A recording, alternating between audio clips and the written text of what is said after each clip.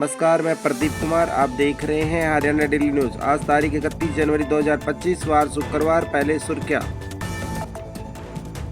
हरियाणा में महिलाओं के लिए खुशखबरी। खुद का व्यवसाय शुरू करने के लिए सरकार देगी 5 लाख रुपए तक का लोन। देंगे पूरी खबर। हरियाणा में अब थर्मोप्लास्टिक तकनीक से बनेंगी सड़कें। मिलेंगे कई फायदे। देंगे पूरी जानकारी। हरियाणा सीटी परीक्षा को लेकर प्रशासन ने कसी कमर। गर्भवती महिलाओं को मिलेगी विशेष सुविधाएं। देंगे पूरी खबर। गुरुग्राम में बहेगी विकास की गंगा। जल्द मिलेंगे कई बड़े प्रोजेक्ट की सौगात। जानेंगे विस्तार पूर्वक। बीएड के बाद 1 साल में होगा अब एमएड कोर्स पूरा। एनसीटी ने की घोषणा। जानेंगे पूरी खबर। अब खबरें विस्तार से। हरियाणा सरकार महिलाओं को आत्मनिर्भर बना रही है और उनको आर्थिक रूप से समर्थ बनाने के लिए कई कल्याणकारी योजना चला रही है। उन्होंने इसी कड़ी में मातृशक्ति औद्यमिक योजना शुरुआत की है। इस योजना के तहत महिलाओं को आर्थिक और सामाजिक स्थिति को सुधार लाने के उद्देश्य से बैंकों के जरिए 5 लाख रुपए तक की लोन की सुविधा उपलब्ध कराई जा रही है। बता दें, मातृशक्ति उद्यमिक योजना का लाभ उठाने वाली महिला उद्यमी की आयु 18 से 60 वर्ष के बीच होनी चाहिए और परिवार सालाना आय 5 लाख रुपए से कम होनी चाहिए। इसके अलावा आवेदनकर्ता महिला पहले से किसी बैंक के लिए लोन के लिए डिफॉल्टर नहीं होनी चाहिए। इस योजना के तहत समयानुसार किस्त का भुगतान करने पर 3 साल तक 7% ब्याज की अनुदान राशि सरकार महिला विकास निगम द्वारा दी जाएगी। इस योजना के अंतर्गत यातायात वाहन के तहत ऑटो रिक्शा, छोटे सामान ढोने की वाहन, 3 व्हीलर, ई रिक्शा, टैक्सी और सामाजिक व्यक्तिगत सेवा सुविधाओं के तहत salon, beauty parlour, tailoring, boutique, photocopy की मशीन, पापड़ बनाना, अचार बनाना, हलवाई की दुकान, फूड स्टॉल, आइसक्रीम बनाने की यूनिट, बिस्कुट बनाना, हैंडलूम बैग व कैंटीन जैसी सुविधाओं पर काम शुरू कर सकेंगी। इस योजना का आवेदन करने के साथ समय समय पर राशन कार्ड, परिवार पहचान पत्र, आधार कार्ड और 2 पासपोर्ट आकार की फोटो, रिहायशी प्रमाण पत्र और अनुभव के दस्तावेजों की जरूरत होगी। इस योजना के बारे में विस्तृत जानकारी हासिल करने के लिए निगम कार्यालय, जिला प्रबंधक के ऑफिस से संपर्क किया जा सकता है।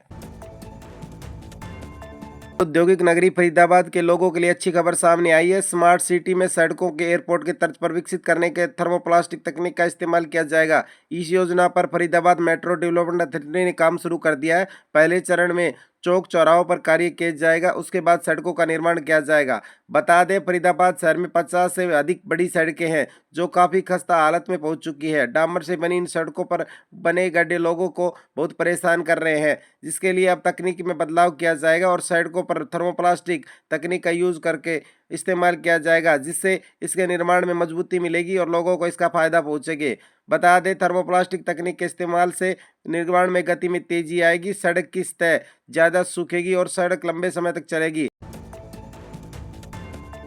हरियाणा कर्मचारी चयन आयोग और सरकार लगातार सीटी परीक्षा की तैयारी में लगे हुए हैं। परीक्षा को लेकर लगातार मीटिंग्स की जा रही है। एक न्यूज एजेंसी के अनुसार सीटी परीक्षा अगले महीने हो सकती है। अगले महीने होने वाली सामान्य पात्रता परीक्षा की सुचारू और पारदर्शी तरीके से आयोजित कराने के लिए जिला प्रशासन तैयारियों में लग गया है। बता दें, इसके लिए डीसी मोहम्मद इमरान रजा की अध्यक्षता में समीक्षा बैठक का आयोजन किया गया। इस बैठक में हरियाणा कर्मचारी चयन आयोग के सदस्य साधुराम जाखड़ भी उपस्थित थे। उन्होंने डीसी मोहम्मद इमरान रजा का कहना है कि परीक्षा न देने वाले दिव्यांगजन व गर्भवती महिलाओं के लिए केंद्रों में विशेष व्यवस्था की गई है।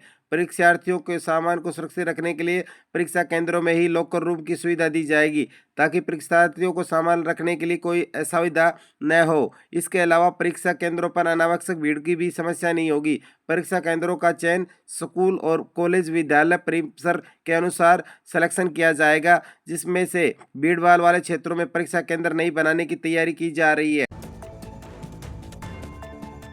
National council for teacher education 1 वर्षीय बीएड के बाद अब एमएड कोर्स को भी 1 साल करने की तैयारी में है। इसके लिए एनसीटी की एक बैठक भी हो चुकी है। उम्मीद व्यक्त की जा रही है कि सत्र 2026-27 में 1 वर्षीय बीएड कोर्स की शुरुआत हो जाएगी। एनसीटी ने कुछ वक्त के लिए 1 वर्षीय बीएड कोर्स शुरू किया था, फिर इसका निर्णय बदल दिया। अब तक एमएड कोर्स 2 वर्ष का होता है, लेकिन 3 कैटेगरियों में इसे 1 साल का कर दिया गया है। एनसीटी के सूत्रों के अनुसार 1 वर्ष के मास्टर प्रोग्राम के लिए टीचिंग संस्थानों में 2025 में आवेदन मांगे जाएंगे। एनसीटी का कहना है कि चाहे किसी उम्मीदवार ने 1 साल की बीएड की हो या 2 साल की स्नातक टीचिंग प्रोग्राम किया हो या 4 साल का इंटीग्रेटेड टीचर एजुकेशन प्रोग्राम किया हो, तीनों कैटेगरी में छात्र एक साल में एमएड कर सकते हैं। नेशनल एजुकेशन पॉलिसी 2020 की सिफारिशों के आधार पर यूजीसी ने जून 2024 के पोस्ट ग्रेजुएट कोर्सेज में बदलाव करने की घोषणा की थी। साइबर सिटी गुरुग्राम में द्वारका एक्सप्रेसवे पर बस स्टैंड निर्माण को लेकर जिला डीसी अजय कुमार ने जानकारी साझा की। उन्होंने बताया, हरियाणा राज्य औद्योगिक एवं अवसंचार विभाग निगम लिमिटेड की ओर से परिवहन विभाग की 15 एकड़ जमीन ट्रांसफर करने का अंतिम निर्णय पूरा हो चुका है। इस निर्णय के बाद यहां पर बस स्टैंड बनाया जाएगा। उन्होंने शहर में होने वाले विकास कार्यों के प्रोजेक्ट की जानकारी देते हुए कहा कि हीरो होंडा चौक से उमंग भारद्वाज चौक तक सड़क का निर्माण किया जाएगा और चौड़ीकरण का काम किया जाएगा। इसके अलावा उन्होंने खबर देते हुए बताया कि जयपुर हाईवे व मानेसर बस स्टैंड पर अल्टीमेट रोड और बिलासपुर चौक पर फ्लाईओवर का टेंडर खोला गया है। इसके अलावा सोना एक्सप्रेसवे से जेल रोड तक की चौड़ाई बढ़ाई जाएगी, जिसे वन विभाग में आवश्यक मंजूरी ले ली गई है। हरियाणा परिवहन विभाग यात्रियों की सुविधा के लिए एक महत्वपूर्ण कदम उठाने जा रहा है। दरअसल विभाग द्वारा एक मोबाइल ऐप तैयार की जा रही है, जिससे यात्रियों को रोडवेज बसों के रियल टाइम जानकारी मिल सकेगी। परिवहन मंत्री अनिल विज ने जानकारी देते हुए बताया कि हरियाणा रोडवेज को आधुनिक बनाने के तहत पर जल्द ही एक ट्रैकिंग ऐप लॉन्च की जाएगी। इस मोबाइल ऐप की मदद से यात्री अब आसानी से रोडवेज बसों का शेड्यूल देख पाएंगे। उन्होंने बस स्टैंड या अन्य स्थानों पर बसों का इंतजार करने में परेशानी से राहत मिलेगी। मंत्री अनिल विज ने बताया कि इस ऐप से यात्रियों को जानकारी मिलेगी कौन सी बस कब आएगी और कितनी देर में निर्धारित स्थान पर पहुंचेगी। यह ऐप छात्रों सहित आम आदमियों के लिए बेहद उपयोगी साबित होगी। इस ऐप के माध्यम मोबाइल में आसानी से डाउनलोड किया जा सकता है, जिससे यात्री अपने स्थान पर खड़े खड़े देख सकेंगे उनकी बस कितनी देरी में आने वाली है।